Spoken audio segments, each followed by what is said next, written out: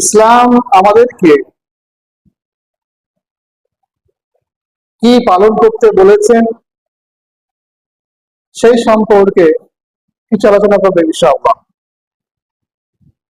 আমরা সকলেই জানি যে মুসলিম সূত্রে আমরা যে ধর্ম পালন করি, আল্লাহ সুবহানাহু ওয়া তাআলা এবং রাসূলুল্লাহ সাল্লাল্লাহু আলাইহি ওয়াসাল্লাম আমাদেরকে যে বিধানগুলি দিয়েছেন, যারা হাঁটু ধরে আছেন হাঁটু ছেড়ে দিন, যারা হাঁটু ধরে বসে আছেন হাঁটু ছেড়ে দিন, জুমার দিনে হাঁটু ধরে বসা নিষেধ। ইসলাম ধর্মে আল্লাহ সুবহানাহু ওয়া তাআলা এবং রাসূলুল্লাহ সাল্লাল্লাহু আলাইহি ওয়াসাল্লাম আমাদেরকে যতগুলি বিধান দিয়েছেন, সেটা পালনীয় হোক কিংবা বর্জনীয় হোক, দুই ভাগে বিভক্ত।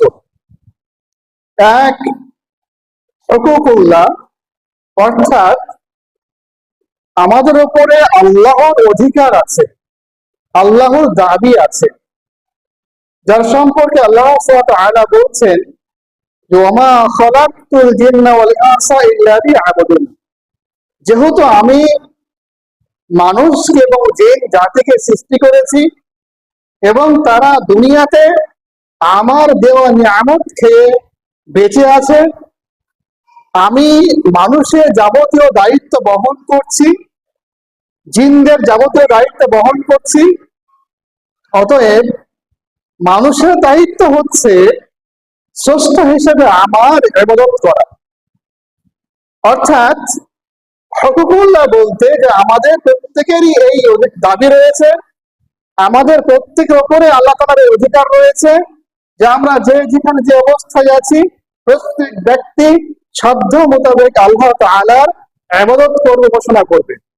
এটা হলো প্রথম দায়িত্ব, এটাকে বলা হয় হুকুকুল্লাহ, আল্লাহর অধিকার।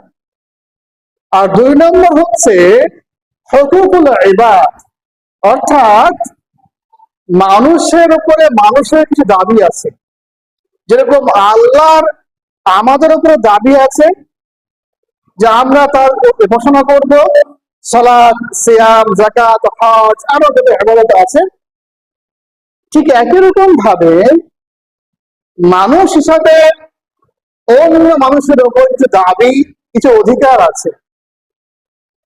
এই দাবিটা, এই অধিকারটা তিন প্রকারের। একটা হচ্ছে রক্ত সম্পর্ক হিসাবে, যে আমরা যে যেখানে আছি আমাদের সঙ্গে যাদের রক্তের সম্পর্ক আছে, আমরা কখনোই তাদের সঙ্গে সম্পর্ক বিচ্ছেদ করতে পারবো না। আমাদের উপর তাদের অধিকার আছে যে আমরা তাদের সঙ্গে সুসম্পর্ক বজায় রাখবো। যদি পিতা মাতা ভাই বোন অসুস্থ হয়ে যায়, অসহায় হয়ে যায়, তো আমাদের দায়িত্ব তাদের দেখাশোনা করা। তো এই যে অধিকার, এটা কিসের সূত্রে? রক্তের সূত্রে। দ্বিতীয় হচ্ছে ধর্মীয় সূত্রে। বিশ্বের বিভিন্ন প্রান্তে বা যে প্রান্তে যে মুসলিম আছে না কেন, প্রত্যেক মুসলিম অপর মুসলিমের উপরে দাবি বা অধিকার আছে। বিশ্বের কোন এক প্রান্তে যদি কোন এক জায়গাতে মুসলিমরা অত্যাচারিত হয়, মুসলিমদের উপরে জুলুম করা হয়, তাহলে আমাদের দায়িত্ব হচ্ছে যে আমরা যে প্রান্তেই থাকি না কেন, যদি আমরা জানতে পারি যে বিশ্বের কোন এক প্রান্তে কোন এক জায়গায় মুসলিম সম্প্রদায়ের মানুষকে অত্যাচার করা হচ্ছে, তো আমাদের দায়িত্ব হচ্ছে তাদের জন্য কিছু করা, তাদের জন্য কিছু করা। সে করণীয়টা আমাদের সাধ্য মোতাবেক। এখন বর্তমানে যে ফিলিস্তিন চলছে, আমাদের তো যারা ফেসবুক, হোয়াটসঅ্যাপ ইউজ করছে আমরা বা ইউটিউব দেখছি, আমরা অন্তর ফেটে যাচ্ছে কষ্ট, দুরবস্থা দেখে। কিন্তু আমরা কি করতে পারি? তবু দায়িত্ব আছে, কিন্তু কর্তব্য আছে। যতটুকু করা যায়, যতটুকু সম্ভব আমাদের পক্ষে, সেটুকু করতে পারি। কি করতে পারি? দোয়া করতে পারি আল্লাহর কাছে, যেন আল্লাহ রাব্বুল আলামিন তাদেরকে বিপদ মুক্ত করেন, সুস্থ স্বাভাবিক জীবন দান করেন, শান্তির সমাজ দান করেন। আর কি করতে পারি? যে আজ বিভিন্ন ভাবে বিভিন্ন যোগাযোগের মাধ্যমে সেখানে ত্রাণ যাচ্ছে, অর্থ পাঠানো হচ্ছে, আমরা আমাদের সাধ্য মোতাবেক কিছু অর্থ সেখানে পাঠাতে পারি বিশ্বস্ত সূত্রে, তো এগুলো আমরা করতে পারি। তো এটা হচ্ছে কোন সূত্রের অধিকার? ধর্মীয় সূত্রে। সে দেশ, সীমানা, বর্ডার, সে যেখানে থাকুক না কেন কোনো বাধাই অতিক্রম আটকাতে পারবে না। সেটা অতিক্রম করে তার সঙ্গে আমার একটা সম্পর্ক আছে, যেহেতু সে মুসলিম আর আমিও মুসলিম, তার উপরে আমার দাবি আছে আর আমার উপরে তার দাবি আছে। আর তৃতীয় অধিকার হচ্ছে প্রতিবেশী সূত্রে। প্রতিবেশী সূত্রে আপনার প্রতিবেশী যে আছে বা যিনি আছেন, সে ভালো হলেও আপনার সঙ্গে সে ভালো ব্যবহারের অধিকার রাখে।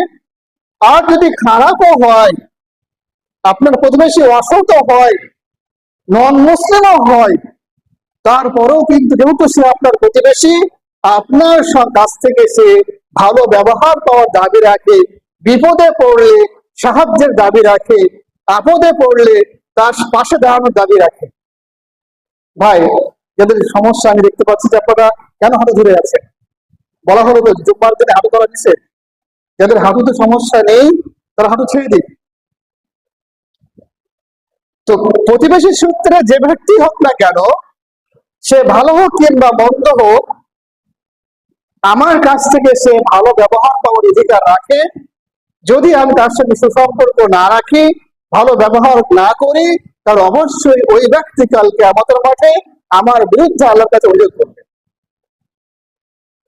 আর বর্তমান সমাজে আমরা যারা মুসলিম, যারা দিন ধর্ম পালন করছি, যে যেখানেই আছি না কেন, আমরা মোটামুটি ইবাদতের যে প্রথম প্রকার আল্লাহর উপাসনা করা, আল্লাহর ইবাদত করা, এটা আমরা মোটামুটি করি। সমাজের মধ্যে যত ইবাদত আছে সব কিছু উঠে যাওয়ার পরেও মোটামুটি সালাতটা বাকি আছে, নামাজটা বাকি আছে। কিন্তু হুকুকুল ইবাদ, বান্দার অধিকার যেটা, এইটা নিয়ে কিন্তু আমরা ভাবি না। কোথায় ফিলিস্তিন, কে মরছে, কে বাঁচছে, আমার কি যায় আছে? কে প্রতিবেশী, ও তো মদখোর, ও তো গেঁজাখোর, ও তো হিন্দু, ও তো বেনামাজি, আরো অনেক কিছু আছে। কে বাঁচলো, কে মরলো, কোনো যায় আসে না। আমি খেতে পেলেই হলো, আমি সুখে থাকলেই হলো। আচ্ছা, আমরা এই সমাজের কাছ থেকে প্রতিবেশীর সঙ্গে ভালো ব্যবহার করা, বা কোথায় কে কোন দেশে অত্যাচারিত হচ্ছে তার কাছে সাহায্য বা তার জন্য দোয়া করার যে আশা করি বা কি করে? কেন বলুন তো? যে জাতি, যে সমাজের মানুষরা রক্তের জন্মদাতা বাবা মাকে দেখে না, তারা প্রতিবেশীকে দেখবে? তারা দেশের কোথায় কে মরছে খোঁজখবর রাখবে? এটা খুব বড় আশা, খুব দূরের আশা। এটা আফসোস আমাদের জন্য যে আমরা আমাদের জন্মদাতা বাবা মাকে দেখছি না, ভাই বোনের খোঁজ খবর রাখছি না। অথচ ইসলাম আমার কাছে, আমার উপরে যেরকম বাবা মা ভাই বোনকে দেখার অধিকার, দায়িত্ব দিয়েছে, ঠিক একই রকম ভাবে প্রতিবেশী কিংবা বিশ্বের যে প্রান্তে যেখানেই যে মুসলিম আছে না কেন, তার বিপদে আমাকে আমার স্বার্থ মোতাবেক দাঁড়াতে হবে। এটা আমার ইসলামের অধিকার। কিন্তু আমাদের মধ্যে নেই। অথচ যদি আপনি ইসলামকে একটু বিশ্লেষণ করেন, ইসলামের বিধানগুলিকে একটু মূল্যায়ন করেন, তাহলে দেখবেন যে কাল কিয়ামতের মাঠে একজন ব্যক্তি, যার সম্পর্কে রাসূলুল্লাহ সাল্লাল্লাহু আলাইহি ওয়াসাল্লাম বলছেন সাহাবাদেরকে সম্বোধন করে যে, আচ্ছা বলো তো, মাল মুফলিস, সবচাইতে হতভাগা ব্যক্তিকে, সবচাইতে অসহায় ব্যক্তিকে, সবচেয়ে নিঃস্ব ব্যক্তিকে? সাহাবারা বললেন, মাল্লা দিরহামা ওয়ালা দিনারা, আমাদের কাছে সবচেয়ে অসহায়, হতভাগা, নিঃস্ব ব্যক্তি হচ্ছে সেই যার কাছে টাকা পয়সা নেই, মালধন নেই, সহায় সম্পত্তি নেই। রাসূলুল্লাহ সাল্লাল্লাহু আলাইহি ওয়াসাল্লাম বললেন যে না, ওই ব্যক্তি অসহায় নয়, ওই ব্যক্তি নিঃস্ব নয়, ওই ব্যক্তি দরিদ্র বা হতভাগা নয়, বরং কাল কিয়ামতের মাঠে সবচেয়ে হতভাগা ব্যক্তি হচ্ছে সেই, সবচেয়ে অসহায় ব্যক্তি হচ্ছে সেই, সবচেয়ে নিঃস্ব ব্যক্তি হচ্ছে সেই, যে কাল কিয়ামতের মাঠে ইয়াতি, আসবে, কি নিয়ে?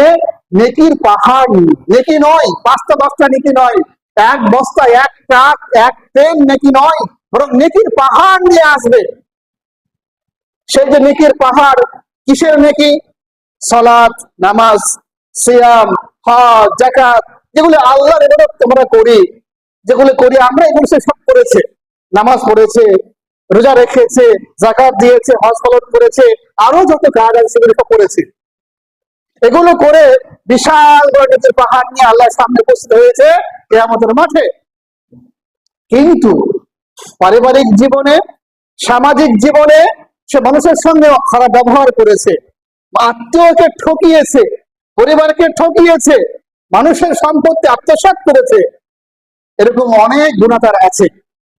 মানুষের অধিকার সম্পর্কিত অনেক গুনাহ তার হয়ে আছে। যখন ওই ব্যক্তি এই নেকির পাহাড় নিয়ে আসবে, কিন্তু সঙ্গে সঙ্গে এই যে ব্যক্তিরা যাদের সঙ্গে সে খারাপ ব্যবহার করেছে, যাদেরকে সে ঠকিয়েছে, যাদের সম্পত্তি সে আত্মসাৎ করেছে, এরা আল্লাহর কাছে অভিযোগ করবে যে আল্লাহ এ আমার সম্পত্তি মেরে খেয়েছে, আল্লাহ এবাকে গালাগালি করেছে, আল্লাহ এবাকে খামাখা অপমান করেছে, আল্লাহ এবাকে খামাখাই মারধর করেছে। সমস্ত ব্যক্তি যখন এর বিরুদ্ধে অভিযোগ নিয়ে আসবে, আল্লাহ সুবহানাহু ওয়া তাআলা কি করবেন? ওই যে নেকির পাহাড়, যার সঙ্গে যতটা সে অন্যায় করেছে, যতটা সে জুলুম অত্যাচার করেছে, প্রত্যেক ব্যক্তিকে আল্লাহ রাব্বুল আলামিন তার ওই নেকি থেকে কেটে কেটে দিতে শুরু করবে, প্রায়শ্চিত্ত করতে শুরু করবে। কাটতে কাটতে দেখা যাবে দুনিয়াতে সে পারিবারিক জীবনে, সামাজিক জীবনে মানুষের সঙ্গে এত খারাপ আচরণ করেছে, এত বেঈমানি করেছে, এত অন্যায় করেছে, যে অভিযোগকারী সংখ্যা এত বেশি যে নেকির পাহাড় দিল্লিতে এক সময় সমস্ত নেকি শেষ হয়ে যাবে, কিন্তু এখন তার অন্যায় শেষ হবে না, এখন তার অন্যায় শেষ হবে না।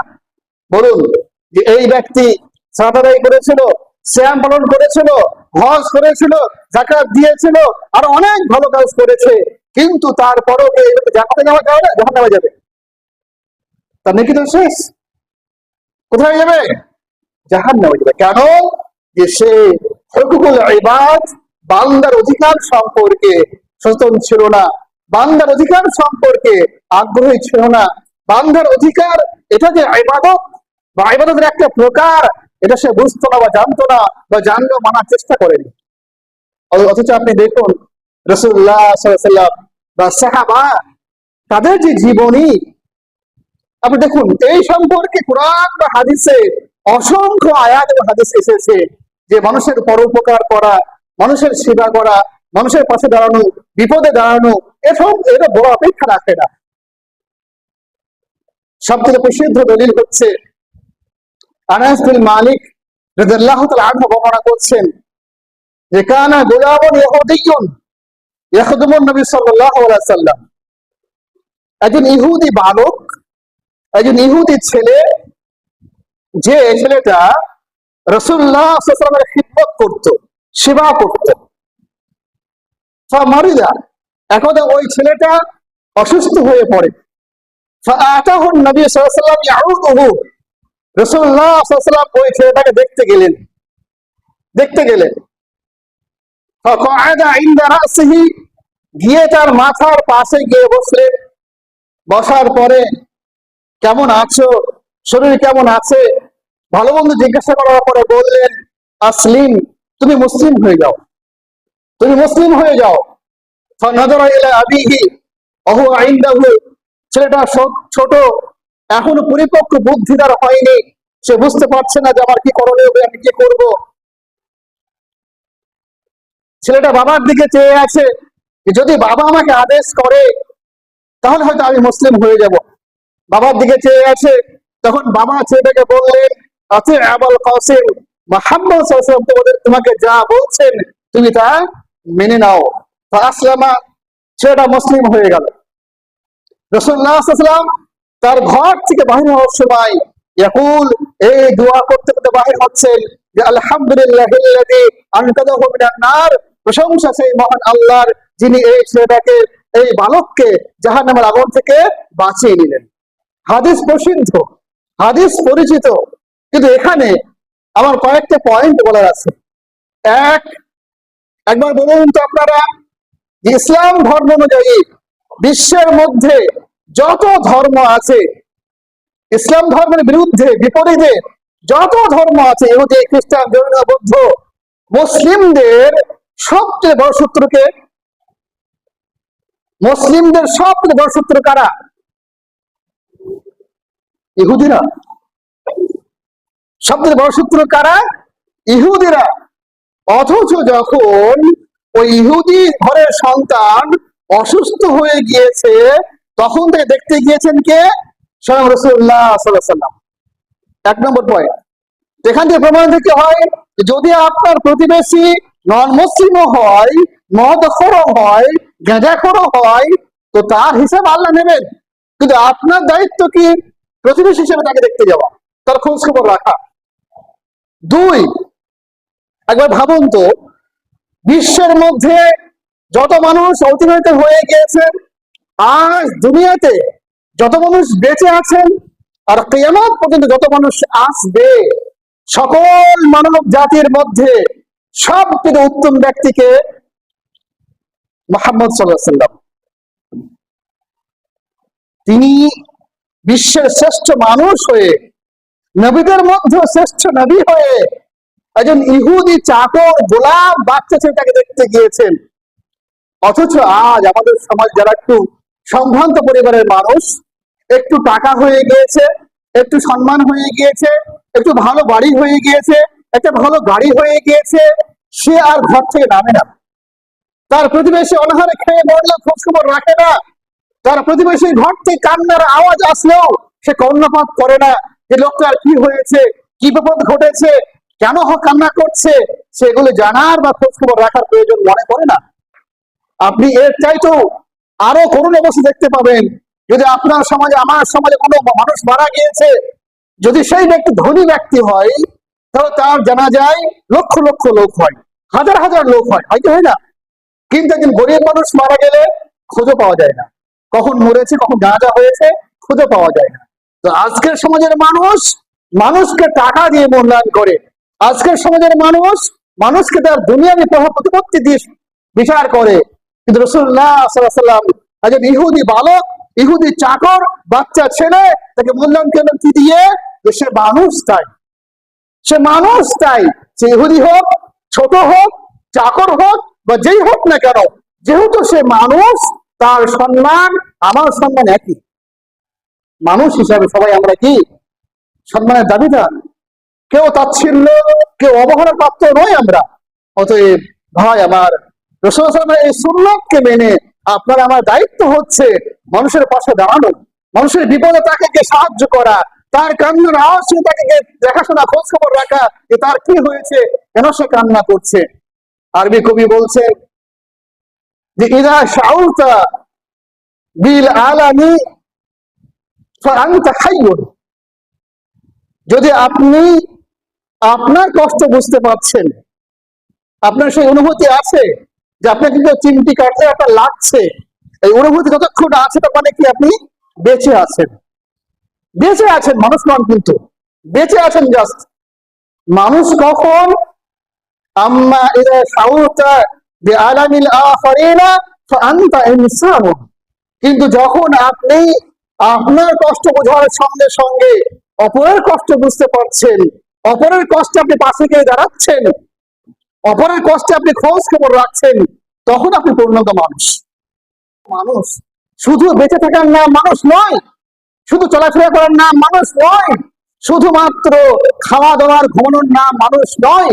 আল্লাহ সুবহানাহু ওয়া তাআলা বলছেন যে উলাইকাল্লাযিনা ইয়াকুলুনা ওয়া ইয়াতামাত্তাউনা কাল আনআম, যারা কাফের, যারা মুশরিক, তারা কি করে? খায়, দায় আর ঘুমায়, আনন্দ ফুর্তি করে। আল্লাহ বলছেন ওরা মানুষ নয়, উলাইকাল আনআম, ওরা চতুষ্পদ জন্তু, বরং তার চাইতে নিকৃষ্ট। তো শুধু খাওয়া দাওয়া, যদি পশুরাও করে, খাওয়া দাওয়া করা পশুরাও করে, খাওয়া দাওয়ার পরে একটু আরাম করা, ঘুমানো পশুরাও করে, পায়খানা বাথরুম করে সেটাকে হালকা করা পশুরাও করে। শুধু এর নাম খাওয়া দাওয়া, পায়খানা করা, প্রস্রাব করা, ঘুমানো, ঘুম থেকে উঠে আবার খাওয়া দাওয়া, আবার কাজ করে, এর নাম মনুষ্যত্ব নয়। মনুষ্যত্ব হলো সামাজিক জীবনে একে অপরের পাশে দাঁড়িয়ে সুস্থ সমাজ তৈরি করার, আদর্শ সমাজ তৈরি করার অঙ্গীকারবদ্ধ হওয়া, ইচ্ছা পোষণ করা এবং সেই ব্যাপারে আগ্রহী হওয়া, এটা হচ্ছে মনুষ্যত্ব। এর নাম মানুষ। আবু হুরায়রা রাদিয়াল্লাহু তাআলা আনহু বর্ণনা করছেন, বাইনামা রাজুলুন ইয়ামশি বিতারিকিন, একজন ব্যক্তি রাস্তা দিয়ে হাঁটছেন, ইশতাদ্দা আলাইহিল আতাশ, হাঁটতে হাঁটতে মরুভূমির রাস্তা, প্রচন্ড পিপাসা লেগেছে, পিপাসায় কাতর হয়ে গিয়েছেন, কোথায় পানি পান করবেন কোনো ব্যবস্থা নেই। ফারাআ বিরান, তিনি দেখতে পেলেন দূরে একটা কুয়া দেখা যাচ্ছে, দূরে একটা কুয়া দেখা যাচ্ছে। তিনি সেই কুয়ার কাছে গেলেন, গিয়ে দেখলেন কুয়াটা এমন একটা জায়গাতে আছে যেখানে কোনো পানি তোলার জন্য কোনো দড়ি নেই, কোনো পাত্র নেই, কোনো মগ নেই। তিনি ভাবলেন যে এই প্রচন্ড প্রচন্ড পিপাসায় এবার করতে হবে কি, পানি পান করতে হবে। পানি পান করতে হলে আমার কি করতে হবে, কুয়ায় নামতে হবে। সেই ব্যক্তি কুয়ায় নামলেন, ফাশারিবা, পানি পান করলেন, সুম্মা খরাজা, আবার সেখান থেকে কুয়া থেকে উঠে আসলেন। উঠে এসে দেখছেন যে ফাইদা হিয়া কালবুন ইয়ালহাসু, ওই কুয়ার পাশে একটা কুকুর পিপাসায় কাতর হয়ে জিভ বের করে ঢোকাচ্ছে। লোকটি ভাবলেন যে আমি যে পিপাসায় কাতর হয়ে কষ্ট পাচ্ছিলাম, মনে হয় ওই কুকুরটাও ঠিক একই রকম কষ্ট পাচ্ছে, অতএব আমার দায়িত্ব হচ্ছে এই কুকুরটাকে পানি পান করানো। তিনি কি করলেন, কোনো পাত্র নেই, কোনো দড়ি নেই, কোনো মগ নেই, তিনি আবার কুয়ায় নামলেন। কুয়ায় নেমেছেন, এবার কুয়া থেকে পানি তুলতে হবে, তুলে নিয়ে আসতে হবে। কি দিয়ে তুলবেন, তার পায়ে ছিল চামড়ার মোজা, মোজা খুললেন, চামড়ার মোজা খুলে সেখানে পানি ভরলেন। কুয়োটা এমন জায়গাতে আছে যে দুই হাত দিয়ে বেয়ে বেয়ে তাকে উঠতে হবে। পানির পাত্র যে চামড়ার মোজা, সেটা কোথায় রাখবেন, সেটা মুখ দিয়ে ধরলেন, মুখ দিয়ে ধরে দুই হাত দিয়ে বেয়ে বেয়ে কুয়ার উপরে উঠে এসে ওই কুকুরটাকে পানি পান করালেন। রাসূলুল্লাহ সাল্লাল্লাহু আলাইহি ওয়াসাল্লাম যখন সাহাবাদেরকে এই ঘটনা শোনাচ্ছেন, রাসূল সাল্লাল্লাহু আলাইহি ওয়াসাল্লাম বলছেন, শাকারাল্লাহু লাহু, আল্লাহ সুবহানাহু ওয়া তাআলা তার এই কাজে এত সন্তুষ্ট হলেন যে তাকে পূর্ণাঙ্গ মর্যাদা দিলেন, ওয়া গাফারা লাহু, এবং তার গুনাহ খাতাকে মাফ করে দিলেন।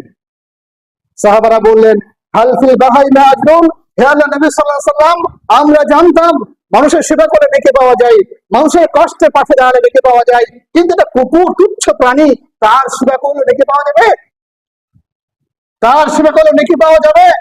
রাসূল সাল্লাল্লাহু আলাইহি ওয়াসাল্লাম বলে, শোনো, শুধু কুকুরই নয়, বরং এমন প্রত্যেকটা জিনিস যার প্রাণ আছে, যার আত্মা আছে, তার সেবা করলে কল্যাণ পাওয়া যাবে, নেকি পাওয়া যাবে।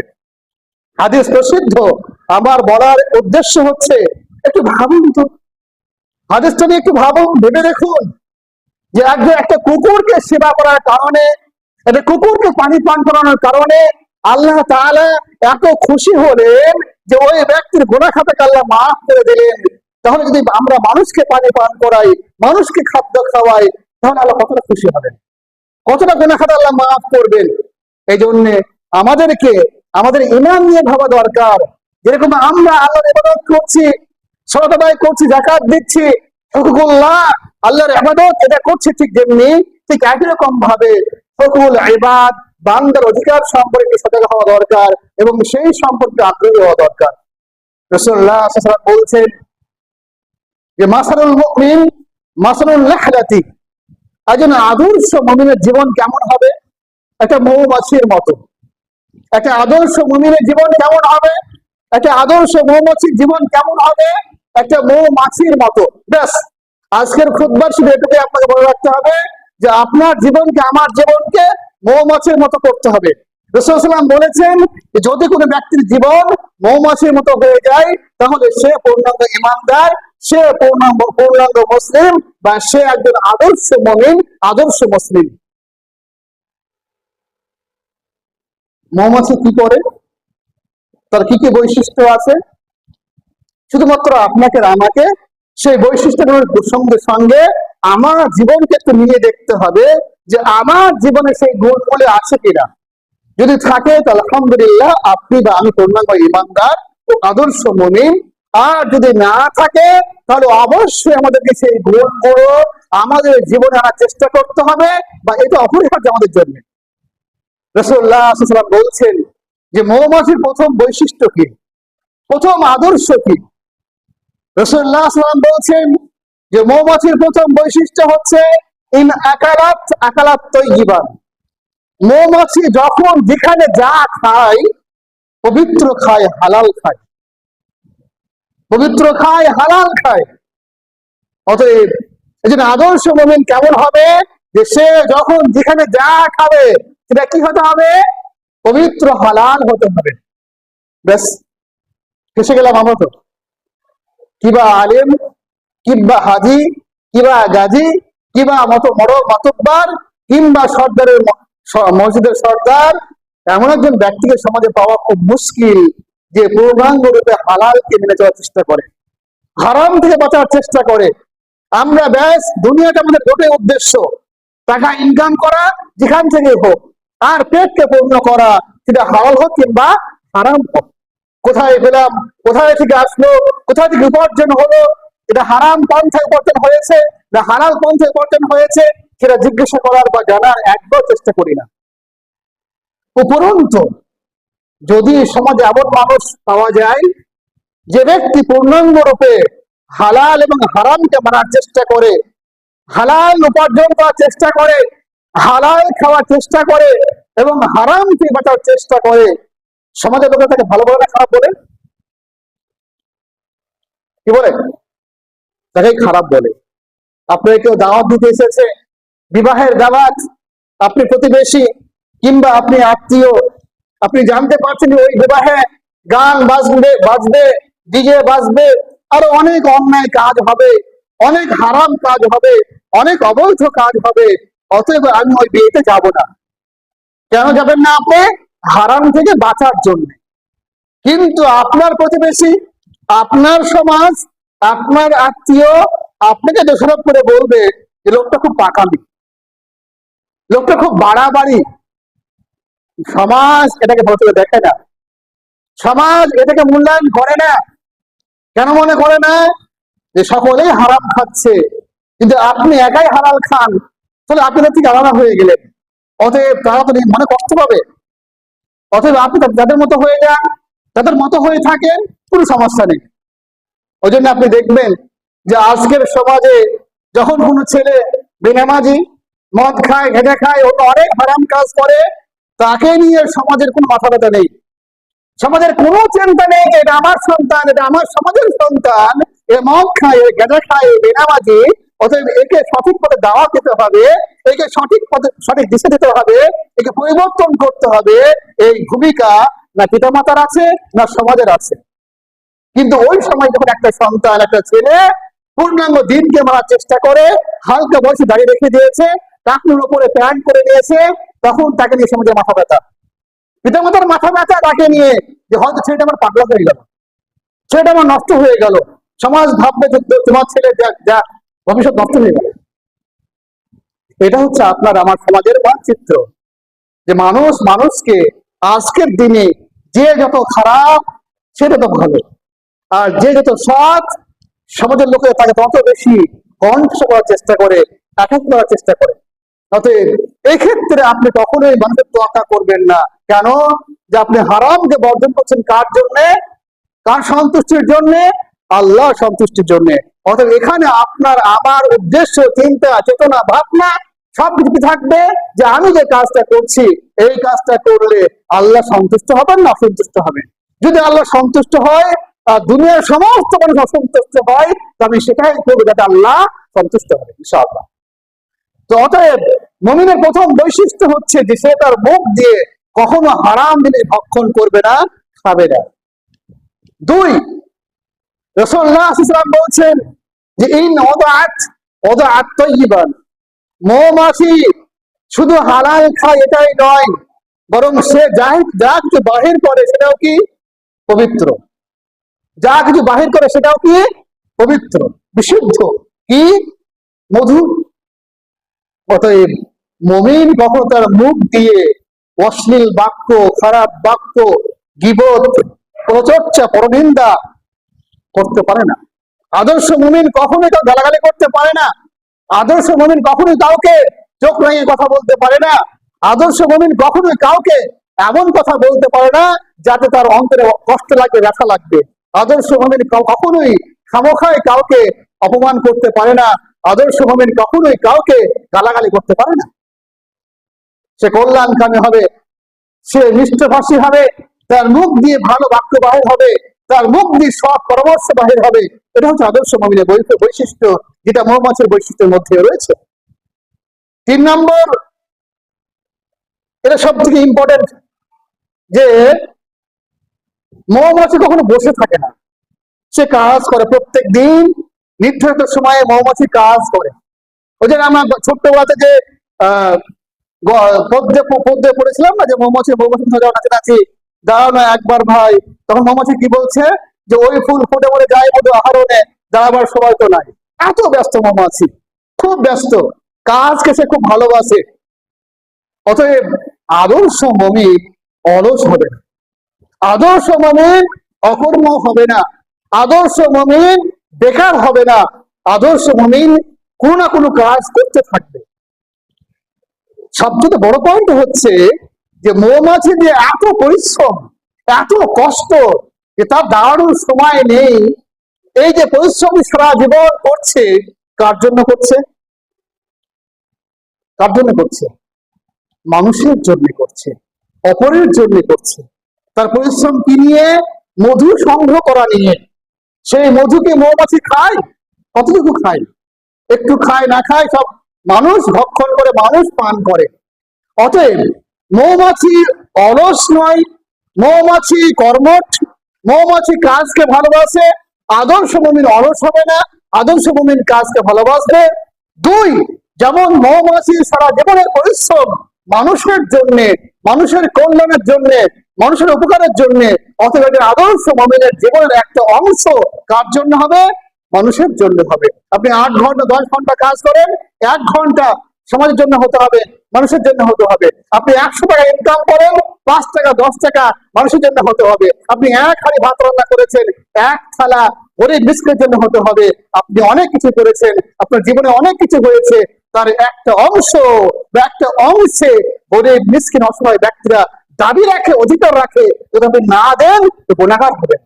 আপনি ভাবছেন আমার টাকা না দিলে কে কি করে নেবে? সত্যি দুনিয়াকে করতে পারবে না কেউ, হয়তো আপনার কেউ কিছু, কিন্তু পরকালে ধরা পড়ে যাবেন, ধরা পড়ে যাবেন।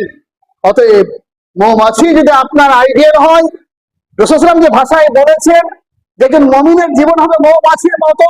অতএব মুমিন কাজ করবে, কর্ম করবে, এবং সেই কর্মের একটা অংশ, তার উপার্জনের একটা অংশ মানুষের জন্য হবে, সমাজের জন্য হবে। 4 নম্বর বৈশিষ্ট্য, যে মৌমাছি ঐক্যবদ্ধ জীবনে বিশ্বাসী, সমাজবদ্ধ জীবনে বিশ্বাসী। আপনি দেখবেন একটা বিশাল বড় গাছে, একটা বিশাল বড় গাছে অনেকগুলি শাখা প্রশাখা আছে। এখানে 5টা মৌমাছি, ওখানে 5টা মৌমাছি, ওই ডালে 5টা মৌমাছি, এমন থাকে না। তারা কি করে? বিশাল বড় গাছ যত বড়ই হোক না কেন, পুরো গাছে একটা মৌচাকে লক্ষ লক্ষ মৌমাছি একসঙ্গে বসবাস করে। অতএব মৌমাছির আদর্শ হচ্ছে ঐক্যবদ্ধ সমাজ। অতএব আদর্শ মুমিন যারা হবে, তারা ঐক্যবদ্ধ সমাজে বিশ্বাসী হবে, এক হয়ে বসবাস করবে। সামান্য কারণে সমাজকে বিচ্ছেদ করবে না, সামান্য কারণে সমাজ থেকে বিভেদ হয়ে যাবে না, সামান্য কারণে ভাবে একটু দ্বন্দ্ব হয়েছে, একটু কথা কাটাকাটি হয়েছে, যা আর মসজিদে যাব না, এমন নয়, এমন নয়। একটা মজার কথা হচ্ছে যে আমরা সকলেই কিন্তু চাই যে এক হয়ে থাকবো। কেউ কি চায় যে আমরা বিচ্ছিন্ন হয়ে থাকবো? কেউ কি চায় আমরা যে আমাদের বিভেদ হোক? আমরা চাই কিন্তু এক হয়ে থাকবো, আমরা চাই কিন্তু সকলে ঐক্যবদ্ধ ভাবে মিলেমিশে থাকবো। তারপরে ঐক্য হচ্ছে না কেন? তারপরে এক হতে পারছে না কেন? এই জন্যে যে মৌমাছির যে 5ম বৈশিষ্ট্য, যার কারণে তারা এক হতে পেরেছে, ওই গুণটা আমাদের মধ্যে নেই। সেটা কি?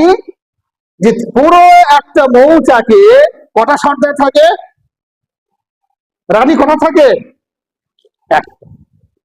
যতক্ষণ পর্যন্ত একটা মৌচাক, একটা সর্দার, একটা নেতা, একটা রাজা বা রানীর নেতৃত্বে চলবে, ততক্ষণ পর্যন্ত একটা চাক সুস্থ থাকবে। যখনই নেতা সমাজ ভাগ হয়ে যাবে, যখনই ক্ষমতা ভাগ হয়ে যাবে, তখনই সেখানে কি হয়ে যাবে? দুটো দল হয়ে যাবে, মৌচাক অর্থগত হয়ে যাবে। অতএব আমাদের সমাজে ঐক্য আসছে না কেন? যে আমরা কখনোই কোন একজন ব্যক্তিকে নেতা হিসেবে মানতে পারি না। সকলের আন্তরিক ইচ্ছা কি? যে আমি নেতা হব, আমি নেতা হব, আমি ওকে মানবো না, ও আমাকে মানবে। তাই তো? এটা আমাদের চাহিদা যে আমি ওকে মানবো না, ও আমাকে মানবে। এই প্রবণতা, এই ইচ্ছা, এই আকাঙ্ক্ষা বা এই বদ অভ্যাস যতদিন সমাজে থাকবে কখনোই সমাজে ঐক্য আসবে না। যার ফলে দেখা যায় একটাই মসজিদ, একটাই মসজিদ, কিন্তু সর্দার কটা? 8টা 10টা। তাদের কাজ কি? বছরে 2বার, একবার রমজান মাসে ফিতরার মাল তোলা আর কুরবানির চাঁদা তোলা। 8টা 10টা সর্দার, একটা মসজিদ, একটা সর্দার এখানে মাল জমা করছে, একটা সর্দার ওখানে মাল জমা করছে, কে ওখানে জমা করছে। এই যে বিভেদ, এই যে বিশৃঙ্খলা, এর চেয়ে আফসোস কি হতে পারে? এর কারণ কি? যে আমাদের সকলের অন্তরে কি আছে? ক্ষমতার লোভ আছে, ক্ষমতার আশা আকাঙ্ক্ষা আছে, যে আমি নেতা হব, আমি মূল মাতুব্বর হব, আমার অধীনে সকলে এক হলে তাহলে ঠিক আছে, কিন্তু আমি করে অধীনে গিয়ে এক হওয়ার চেষ্টা করবো না। একটা মজার ঘটনা বলে বক্তব্য শেষ করব। যখন আমি আলিগড়ে পড়তাম, আলিগড় বিশ্ববিদ্যালয় এমন একটা জায়গা যেখানে মোটামুটি ইসলামিক যতগুলো মুভমেন্ট আছে, দল আছে, ছাত্র আন্দোলন হতে পারে, বা আরো যতগুলি দল আছে, জামাত ইসলাম, তাবলিগ জামাত, যতগুলি ইসলামিক মুভমেন্ট আছে বা দল আছে, সমস্ত দলের একটা বিশাল বড় শাখা বা মজবুত ভিত হচ্ছে আলিগড় মুসলিম বিশ্ববিদ্যালয়। তো প্রত্যেক শনিবার মাগরিবের পরে বা ঈশার পরে মসজিদে প্রত্যেকটা দলের মিটিং হয়। বিশাল বড় মসজিদ, প্রত্যেকটা ক্যাম্পাস একটা বিশাল বড় মসজিদ আছে। একটা দল জামাত ইসলাম এখানে মিটিং করছে, তাবলিগ জামাত ওখানে মিটিং করছে, ছাত্র আন্দোলন ওখানে মিটিং করছে, প্রত্যেকটা দল গ্রুপ গ্রুপ হয়ে মিটিং করছে। তো আমার যারা সিনিয়র ছিলেন বা আমার যারা ক্লাসমেট ছিলেন যারা, তারা আমাকে মাঝে মধ্যে ডাকতে আসতো, ভাই চলো বসি মিটিং এ আলোচনা করি। মিটিং এ আলোচনা করে কি হবে? একটু সমাজকে উন্নয়ন করার জন্য, মুসলিমদের উন্নয়নের জন্য কিভাবে এক হওয়া যায় এই নিয়ে আলোচনা করবো, কিভাবে এক হওয়া যায় এই নিয়ে আলোচনা করবো। তো আমি তাদেরকে বলতাম যে ভাই, আমাকে ডেকে নিয়ে গিয়ে এক হওয়ার চেষ্টা না করে আপনারা যে 5টা মিটিং করছেন মসজিদে, এখানে একটা দল ওখানে একটা দল, আপনাদের ডিস্টেন্স কতটা? ওখান থেকে এইটুকু ডিস্টেন্স, আপনি এইটুকু ডিস্টেন্স ভেদ করে এক হতে পারছেন না, আর আপনি বিশ্বের মুসলিমকে এক করতে পারবেন? আচ্ছা বলুন তো, যে এরা আর ওরা এক হচ্ছে না কেন? এরা আর ওরা এক হচ্ছে না কেন? ক্ষমতার লোক। এই নেতা ওকে মানবে না, ওই নেতা একে মানবে না, জীবনে কখনো এক হওয়া যাবে না। ওই জন্যে অন্তপক্ষে বৃহৎ ভাবনায় না গিয়ে গোটা বিশ্বের মুসলিমকে এক করব, গোটা দেশের মুসলিমকে এক করব, আমাদের পক্ষে ভাবনা যাওয়া সম্ভব নয়। অন্তত পক্ষে আল্লাহর দোহাই দিয়ে এই ছোট্ট একটা মসজিদ, একটা ছোট্ট পরিসর, একটা সমাজ, এইটুকু সমাজে একটা সর্দার রাখেন, একটা নেতা করে রাখেন, এখানে যদি 5টা সর্দার হয় তার কি হবে আমাদের মাধ্যমে? অতএব কখনোই নয়, সমাজকে ভাগ করবেন না, এক হয়ে থাকার চেষ্টা করবেন।